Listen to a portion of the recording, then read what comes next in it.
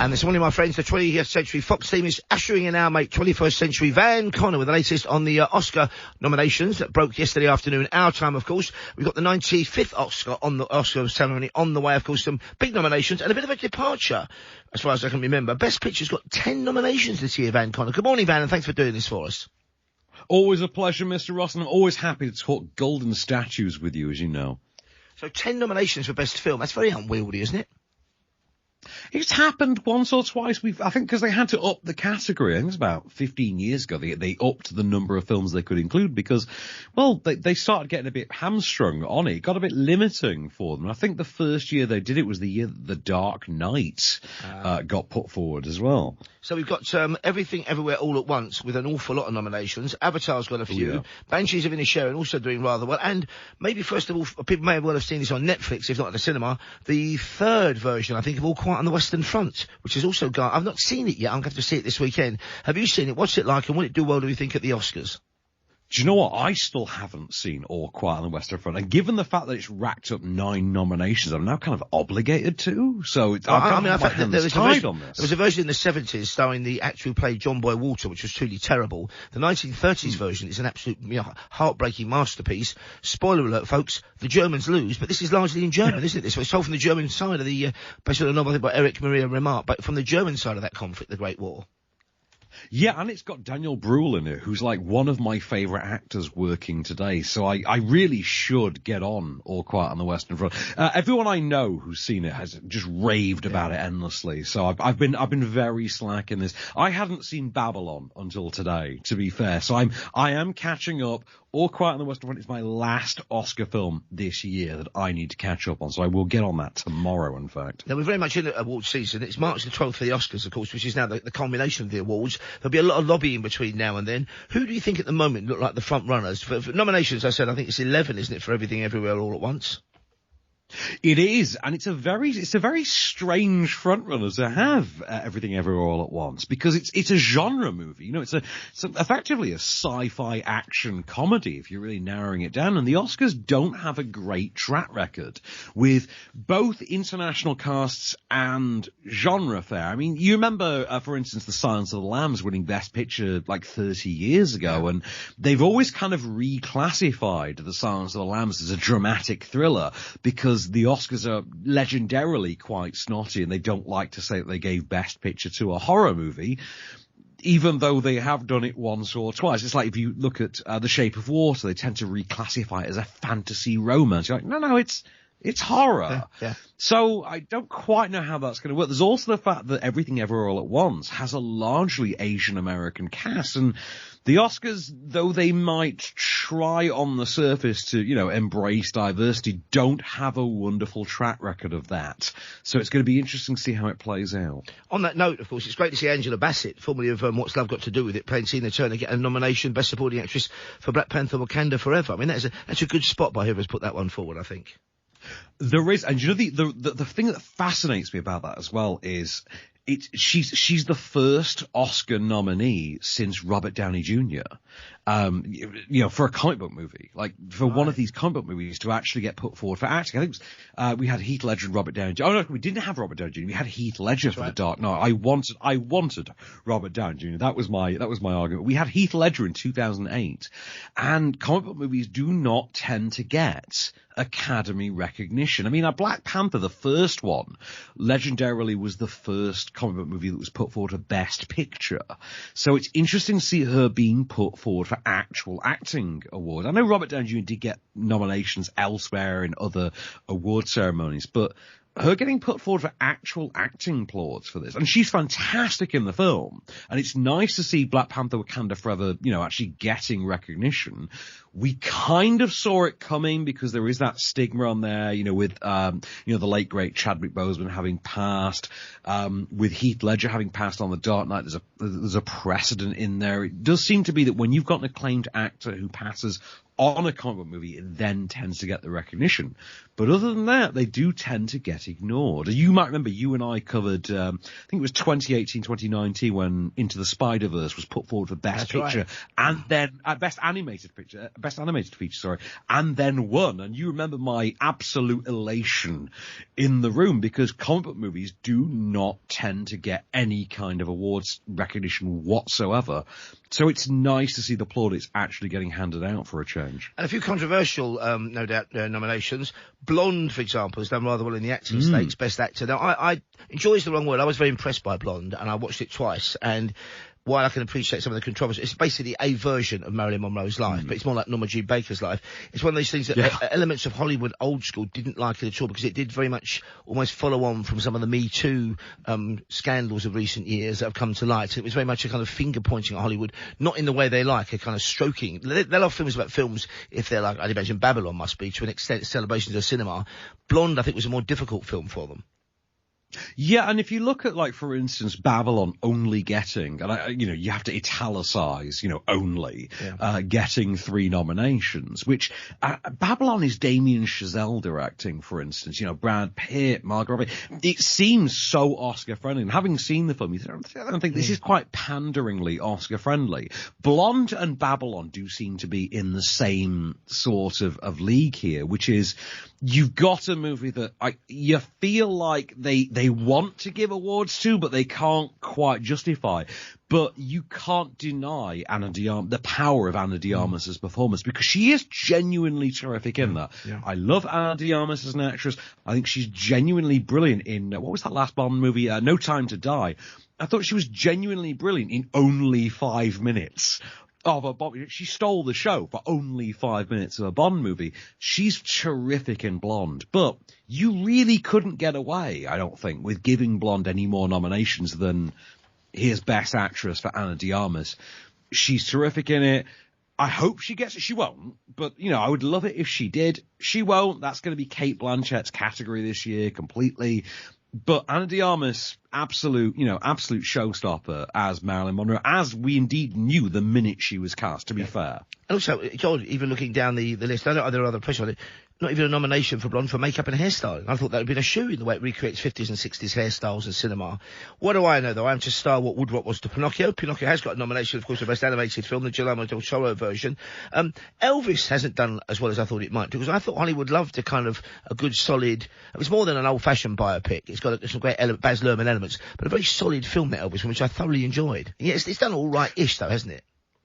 I think it has. I mean, in terms of the number of awards racked up, Elvis, I think, ranks 4th this year. It's bagged 8 nominations, and the awards that it has been nominated for, if you think about, there are obvious ones in there. There's acting, there's editing, things like that. But hair and makeup, for instance, you're like, well, of course you've got to give the Elvis movie hair and makeup. He's the man who defined the male hairstyle of the 20th century, well, indeed the 21st as well.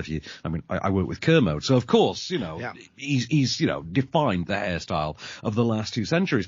I think it's done pretty well. Baz Luhrmann has always been something of a mixed bag with the Oscars, to be fair.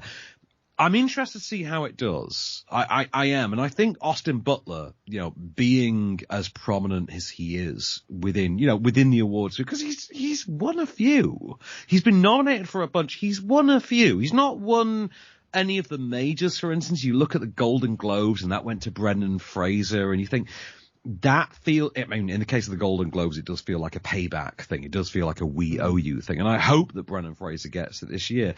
But there's a part of me that thinks that on the Oscar stage, Austin Butler genuinely could walk away with Best Actor. Although I do think that is a 2-horse race between Brendan Fraser and Colin Farrell. For the Elvis, though, I do think that Elvis is a banger that in any other year probably would have taken the spot that Everything Everywhere All at Once. Let me ask you this about Elvis, because there's no nomination for Tom Hanks. Now, I think his role as Colonel Tom in it is more than just a best supporting actor, but he hasn't even got that nod this time around. I wonder why that is.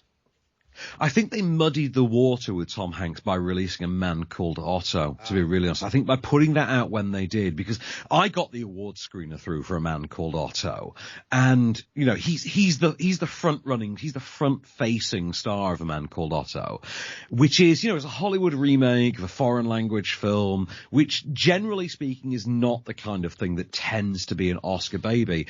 And I was shocked to not see him get Best Supporting Actor. But I think the fact that he had his own starring vehicle, I think muddied that water, like I say. Now, we have got, I know, a dispute between you and some of your esteemed colleagues, critics, who rated the film Tar, starring Cate Blanchett, about this dictatorial female conductor. You didn't particularly like it, if memory serves. I absolutely despise Tar. I'm convinced that it's called... I'm convinced there's two this year that I hate with the fury of 1,000 suns. There's Tar and Triangle of Sadness, and both are up for Best Picture. And show me someone who can genuinely claim to have enjoyed either of those films, and I'll show you someone who is full of doo-doo. And let me say this to people, Tar, as I've not seen either, Tar is about this female conductor who's kind of sacrificed virtually any human feeling, it seems, to be this great conductor. Whereas I think the Triangle of Sadness is some kind of dark satire on the mega rich or something. They all get shipwrecked together or some story, as far as I remember. It's Lord of the Flies for people who wear cardigans. It's the Simpsons episode Das Bus adapted as a film. The weirdest part of it, I mean, I'm convinced that Tar is called Tar, not so much because her name is Tar. And like I say, Cate Blanchett probably will walk away with her second Oscar for this, because I think Cate Blanchett won the Oscar for Best Supporting Actress, I think, in 2004 for The Aviator, if memory serves. But I'm convinced that it's primarily called Tar because that's how difficult it is to sit through. Like, it is a chore. I mean, it goes on, I think it's 2 hours and 38 minutes or something like that. I only saw it 2 weeks ago. I've already forgotten most of it. It's an absolute slog. And Triangle of Sadness, good Lord. If it weren't for Woody Harrelson being in there and just existing as Woody Harrelson, I've forgotten that entirely as well.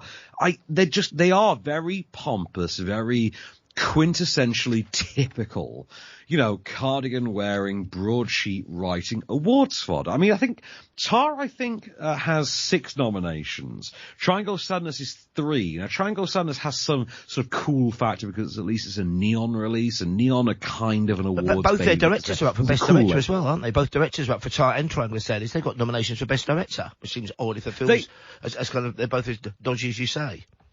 They have, because there is no God and the universe hates me, clearly. But that's just how it works. I mean, to be honest with you, I'm absolutely shocked that the Academy bothered to notice that Living exists. Yeah. I mean, it's interesting. And that, to be honest with you, like, the awards nominations that Living got for it only got 2 nominations. But the curious thing for me about Living is a remake of a film, one of my favourite films, a Kurosawa film, not a samurai film from him. Lovely film for the early 50s it would have been, when Japan was still coping with, life after World War II, life after the atomic bombs. A really moving film about this civil servant who knows he's dying but decides to make one last gesture towards humanity, and campaigns. I don't know what the remake's like with Bill Nye, campaigns for a children's play park. And it's such a simple, lovely film. You kind of think, I wonder who's chosen 60 years on, or whatever it is, maybe even 70 years on, to remake that film. And then, I mean, I'm sure it's a worthwhile exercise, but you kind of think the original is there. It's like me trying to rewrite War and Peace as a Ladybird book. You're absolutely correct. Now, to be fair, the plot has not changed. The only thing they've done, they've transplanted it into Britain in, I think, the early 50s, late 40s, early 50s. So the same kind of period as the original film was, then, yeah, okay. Exactly that. Now, they've nominated that in the exact right categories it needs to be, which is, you've got Best Actor for Bill Nye, you've got Best Adapted Screenplay. Now, interestingly enough, the Best Adapted Screenplay category this year is where I started to, pull what's left of my hair out. Because 2 of the nominees for Best Adapted Screenplay included Top Gun Maverick and Glass Onion. And neither of them are adapted, except this is where it comes to light that if you are a sequel, you're automatically an adapted screenplay. That's ridiculous. It's idiotic as hell. This is up there with, putting The Martian up. I think it was the Golden Globe for Best Musical or Comedy, and the BAFTA for Gravity going to Best British Film. It's one of those that makes no sense until someone has to explain it to you. And it's absolutely bonkers. Incidentally, when we're talking about the weird statistics of this year, I don't know if you're aware of this, because this got pointed out to me. This is the first year, and bear in mind, I turned 40 this year. It's been 41 years this year since the top 2 grossers of the year have actually been nominated for Best Picture. And that's happened this year because Avatar and Top Gun Maverick are both best up for Best Picture. I mean, the days where a film like Oliver would get all the Oscars as well, or Ben-Hur, have long gone, haven't they, by and large? I was saying this on the show yesterday morning, that English Patient, for example, adapted from a great novel, not a bad film, did really work the Oscars. Things nobody ever says when you come out the pub, let's go over and stick on the English Patient. Nobody watches it anymore. It was Oscar fodder, basically. A very worthy, slow-moving, motionless picture, quite faithful to the book, but couldn't do justice to the book. That was it. Nobody's. I bet nobody. I can't. If anybody's watched The English Patient in the last 5 years, I'd be amazed. You can give us a call.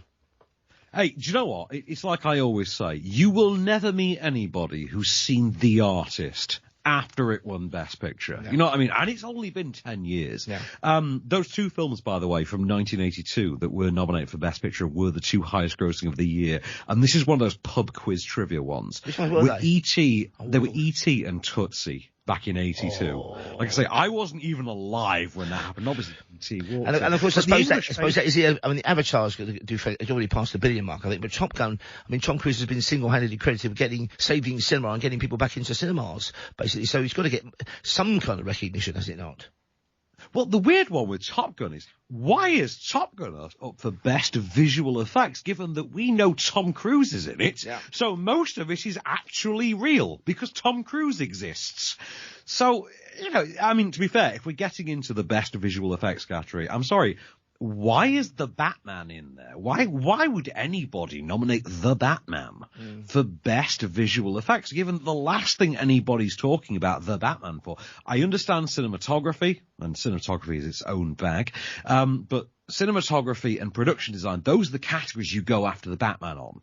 I mean, it's up for best makeup and hair as well, and you presume that's entirely down to Colin Farrell and the way they made him sort of look like a weird Robert De Niro kind of parable as the Penguin. But there are some bizarre ones this year. There really are. It's very predictable to an extent, but there are some in there. There's always the odd, you know what it's like. We've done the Oscars for 5 years, you and I. There are always the odd curveballs that come out. And the ones this year seem even more bizarre than usual. I'm mystified by some of them. And let's end with your thoughts about, I mean, okay, the one thing I did want to say very quickly is it's great that Jamie Lee Curtis has been nominated for her fantastic role in Everything Everywhere at Once. Yeah, a first, which is a disgrace as well, and we should be up against Angela Bassett, so I'm hoping one of those two gets it. A lot of nominations for some films, very different films. You mentioned Everything Everywhere All at Once. The Banshees of Inisherin, of course, has got lots of nominations.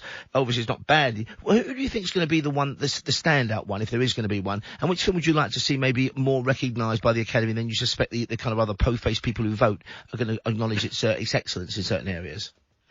Look, I mean, to be fair, the front runner this year, the one with the most nominations, is the one I want to see sweep this. It's Everything Everywhere All at Once, because I think that's an absolutely cracking film. But, you know, as we've said, the Oscars and genre films, the Oscars and diversity, not a great combination. I think The Fabelmans getting the nominations it has, which, I mean, The Fabelmans walked away with 7 in the end. It walked away with 1 BAFTA nomination, but 7 Oscar nominations. And that feels like this is massively nepotistic to me. Yeah. I mean, Spielberg having this many nominations for a film this self-indulgent is insane to me. Incidentally, this is the 95th Academy Awards. How many Oscar nominations historically do you think John Williams has? Because John Williams obviously tied to the Fables. How many do you think he has after 95 of these? I've got to go for late 20s, late 28. 53. Whoa, John Williams has 53 Oscar nominations. And I, there's a part of me that hopes he gets it, just because I'm always in John Williams's corner. This set of Academy Awards as well also give Rihanna an Academy Award nomination for Black Panther with, Lift Me Up. I'm really disheartened to hear, and you might appreciate this of all people, Mr. Ross, Lady Gaga getting a nomination for the theme song to Top Gun Maverick, Hold My Hand.